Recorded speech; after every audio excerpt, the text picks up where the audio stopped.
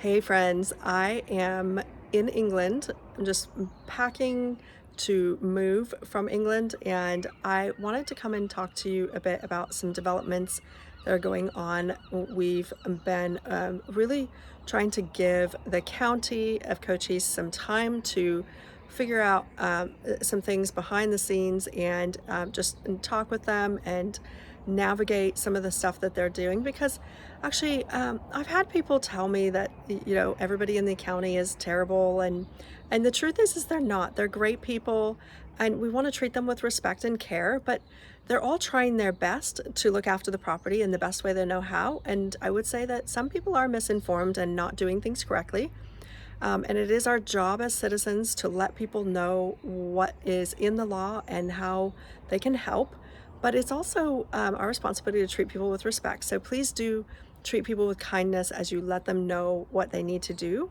And so I want to just tell you briefly what's going on. So I'm just holding this with my hand. So hopefully there's not any shakiness. So sorry about that. So basically, we've got a property which needed to have a consultation with the State Historic Preservation Office because there was a talk of demolition. And so what happened is they consulted on the tabernacle and its historic value. And so that's what you do. If there is an interest in demolishing a property that is state owned, then you have to do a consultation with the State Historic Preservation Office to determine the historical value. So they did that, but they did it for the tabernacle building. That was the form that was filled out. However, the documentation that we provided, everything that we did, it was all based on this one building. And there's other buildings later in the process that Dan Coxworth, the director of development, then indicated that were interested to be demolished as well. And so I communicated with everybody in a public speech that there needed to be a consultation on the other buildings. Now, that is actually something that our attorney has deemed to be necessary, because that is on a per building basis, and that is true.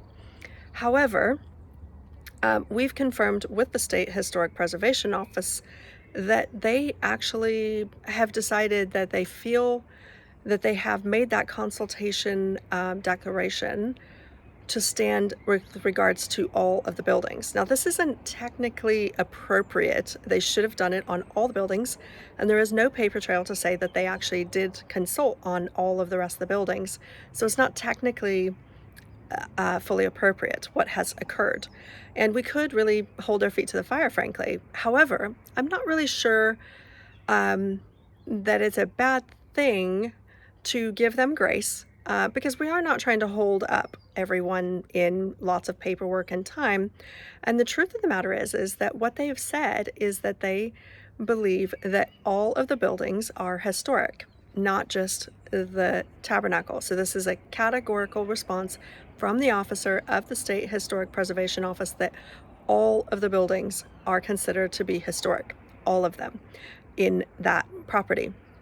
So what that means is that 41-862 statute comes into play, which means that they have to exercise caution. As a state, there has to be caution exercised that the property is not inadvertently transferred, sold, demolished, or allowed to substantially deteriorate. So this is actually huge, because it means that they have a responsibility to protect the property in their care. While it is in their care, they cannot demolish any of the buildings, because the State Historic Preservation Office has found that, as it says in that statute, any property, this qualifies, this is for any property that qualifies to be listed in the Register of Historic Places. And this property not only qualifies, it qualifies on two different criterion and in both state and national level. So Firstly, fantastic. And in fact, they have actually recommended nominating the buildings as a historic district. So they really believe in the historic value of this property, and that's fantastic. If we apply grace, because everybody seems to want this to be enough consultation, then they actually are taking on the liability and responsibility that everything needs to be protected. All of the buildings. That means they cannot be demolished, and it also means that they can't be allowed to substantially deteriorate. We're headed into monsoon season in July. It's coming early, apparently, and that means that the mural needs to be protected. And so we do call upon them to protect the mural that is in the tabernacle, because the roof above it is not in good enough shape to be able to withstand keeping the rain off of that portion of the building. So we ask you to do that, or to allow some qualified residents to come in of the area and do that work to protect it, so that it can be saved and protected, because that is their legal obligation in this time. And then we also need to call on them to halt all demolition. Now, that is actually the law. However, there are members of the county that believe that they have a legal responsibility to remove asbestos from some of the buildings prior to auction, and that in doing so, they believe it would be necessary to demolish, which is not true. There's no need to do that. They're trying to class the property as a brownfield site, while it's also been classed as a historic site. So it's a bit of a difficult one, because they essentially are trying to class it as a property that needs to be forgotten about and just destroyed for redevelopment, when actually it's very significant. It's nationally significant historically, and it needs to be protected, because that's the law. So what we need to do is graciously, respectfully, but firmly ask the Board of Supervisors to put not just a halt, but a permanent stop to all talks of demolition and asbestos abatement. Now, what I will say is that asbestos abatement is, if there's asbestos that needs to be removed, if it's necessary to remove it, not all of it needs removed, because what needs removed is if it's friable and it is exposed to a certain level, then it does actually need to be removed. But if it's actually not, then you don't actually have to remove it according to EPA standards. So if we were to have the property, we would certainly want to take on every responsibility to look after things. And we have said to them that we would be willing to take on the responsibility of ensuring any asbestos abatement that is necessary after purchase of the property. Now, to make things a little bit more interesting, we have learned that although under normal circumstances, they would be able to sell privately to us, which is totally normal. They have actually taken this land from the previous owner in a very, very rare and specific way. And in doing so, the type of deed that they wrote has a way of instigating a particular statute, which means that they are required to sell it at auction. And this is because they went a very unusual route in how they took the property in the first place. This does seem like somebody is probably doing something with intention, but I really do believe that there's absolutely nothing that's too big for God. And I know that in the months ago, God spoke very clearly to me and said that it was time to take the land and recover all. And what we need to do is follow that mandate. And we need your help to do that. We are dealing with a pretty expensive situation here, because it is costing a lot of money to save the property, which is coming out of our team's pocket and those who are donating. And what we need to ask you to do is sow in generously to work with us towards what God is doing. I think back to a really popular and famous message of my great-grandpa A.A. Allen. He said, think big and believe big, do big, say big. There was this message, and what he was saying in there was that we cannot be people who just say, yeah, I want God to do something big. We have to actually put our physical words behind it. We have to say, hey, God is doing this. And then we have to take action and start to do it. And what I want to ask you to do is not be people with faith without works. And I want to ask you to join us. We have pulled out our wallets on time and we've been pouring into this, but we need this to be more than us and more than a few people. We need this to be a lot of people. And we need you all to come together with us for two ways. One is, we've got the everyday regular bills of running this organization. So consider how you can give, what could you give on a monthly basis, and just pop on to our website. I'll put a link below, and you can go on there and give on a regular basis. Just say that you want it to be recurring and say how often. And then the other thing you could do is if you can give a one-time donation, that'll be fine. We need you to give big and share with your friends if you know anybody that can give.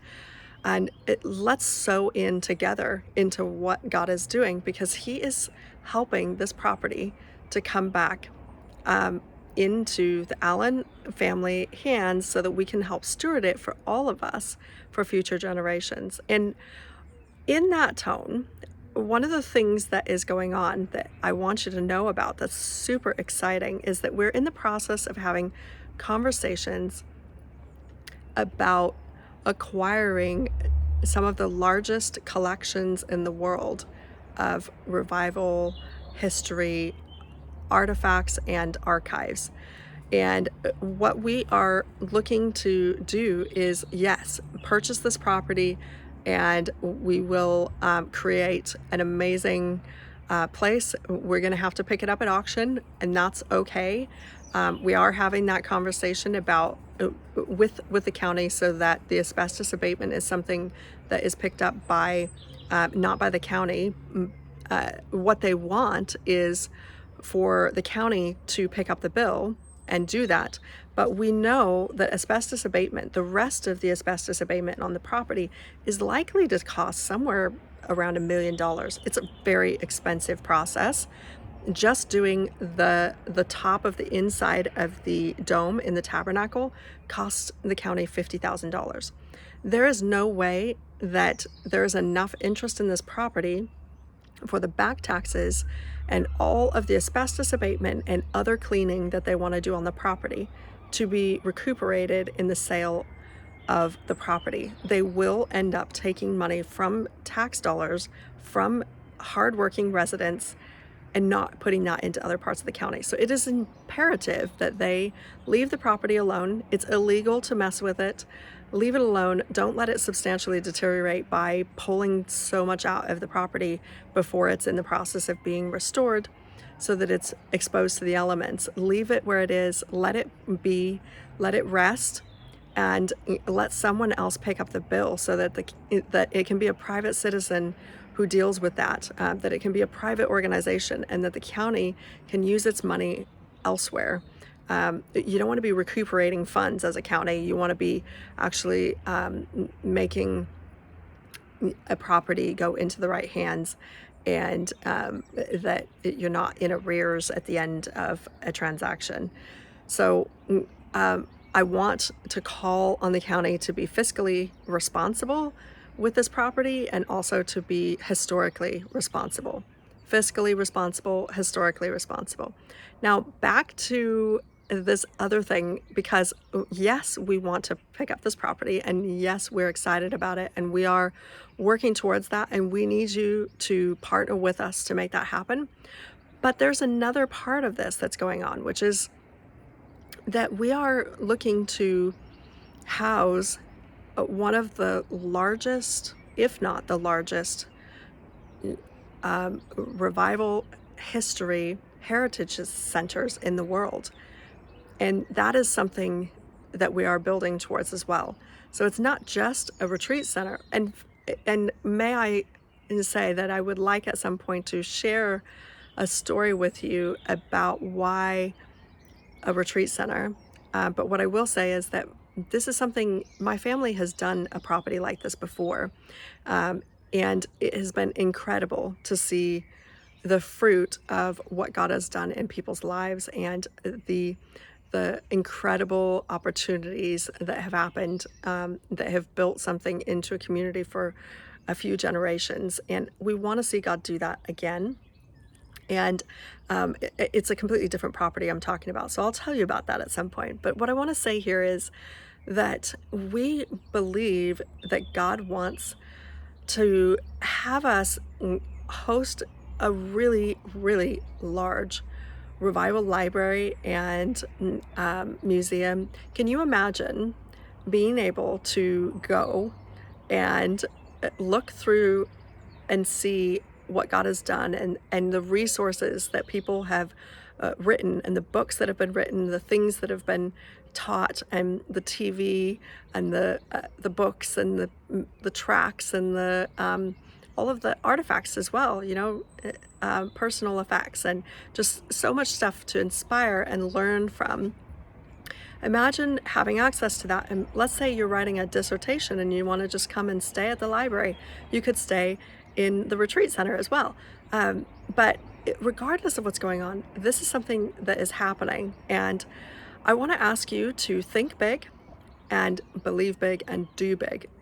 Give generously, work with us, partner with us in this moment where we have the opportunity to have faith for the big impossible things to become possible.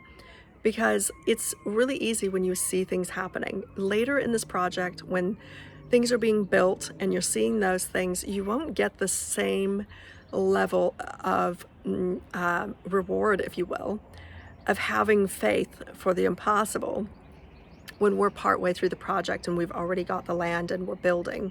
Then you give and you just see that you're helping continue what God's doing. Right now, you get to be part of something that is in the early stages, and you get to be part of sowing into the hope of things not yet seen. That's what faith looks like. And I want to encourage you to do that today and to, sign the notices that we've got on the website, that petition, and say, no, we don't want you to demolish. We want you to protect this property. It's illegal to do anything to this except for protect it. And so right now, I want to encourage you, now is the time. Now is the time. God spoke over this valley in 1958 and said, this is my valley. And it's his valley. It's time for this valley to come back into the hands of those who are going to be able to steward it for this next season. And I'm excited to see what God's up to. There's some incredible things that he's going to do. And I'm really looking forward to not too long from now being in a place where I can film and you'll see cactuses behind me again. But for now, enjoy that really beautiful British coastal view behind me. And just know that we appreciate you coming on this journey with us and believing with us, thinking big, believing big. I'm going to share a link with you so that you can give, but I'm also going to share a link with you so that you can watch his message and be encouraged in your faith. So consider how you can give on a regular basis. Consider what you could give as a one-time gift, and consider who you can share this with. Please share, and make sure that when you share it, you set it to public so that it's not just your friends who can see it, it's anybody who's following along with your journey. Let it get into the hands of whoever God is putting you in association with, and let's see God do another miracle in Miracle Valley.